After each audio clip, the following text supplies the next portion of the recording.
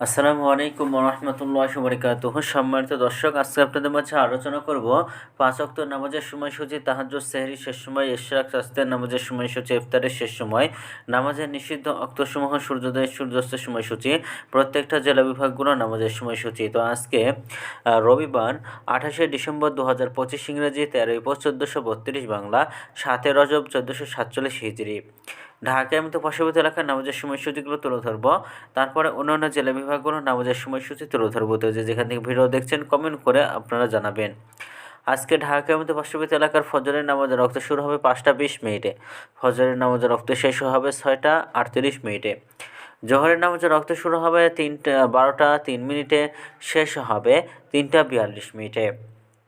আসরের নামাজে রক্ত শুরু হবে 3টা 43 মিনিটে, শেষ হবে 5টা 2 মিনিটে।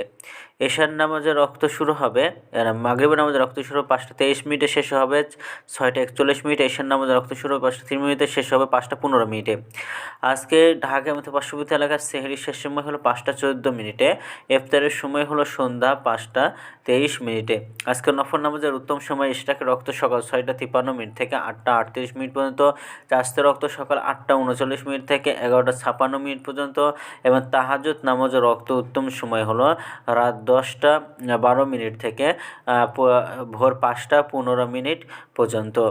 নামাজের নিষিদ্ধ অক্ত হলো 3টার সময়, সকালে 6টা 39 মিনিট থেকে 6টা 52 মিনিট পর্যন্ত, দুপুরে 11টা 57 মিনিট থেকে 12টা 2 মিনিট পর্যন্ত, এবং সন্ধ্যায় 5টা 3 মিনিট থেকে 5টা 19 মিনিট পর্যন্ত। এই সময়ের মধ্যে কোনো প্রকার নামাজ আদায় করতে পারবে না। এই ছিল আজকে আমাদের ভিডিও। এখন আলোচনা করব ঢাকার মধ্যে পার্শ্ববর্তী এলাকার নামাজের সময়সূচি আলোচনা করলাম। এখন বিভাগীয় শহরের জন্য উল্লেখিত সময়ের সঙ্গে যেসব বিভাগের সময় আপনারা যোগ বিয়োগ করবেন তা হলো বিয়োগ করবেন চট্টগ্রামে 5 মিনিট এবং সিলেটে 6 মিনিট কম করবেন।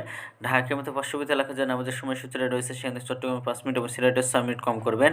যোগ করবেন খুলনাতে 3 মিনিট, রাজশাহীতে 7 minute, Rangpur 8 minute, Barisal 1 minute বেশি করবেন। ঢাকার মতো পার্শ্ববর্তী এলাকার নামাজের সময়সূচি থেকে তো আজকের ভিডিওটি বন্ধ ছিলাম। আর এই সূত্র নিয়েছি ইসলামিক ফাউন্ডেশন থেকে। ভিডিওটি ভালো লাগলে অবশ্যই চ্যানেলটি সাবস্ক্রাইব করে পাশে থাকবেন।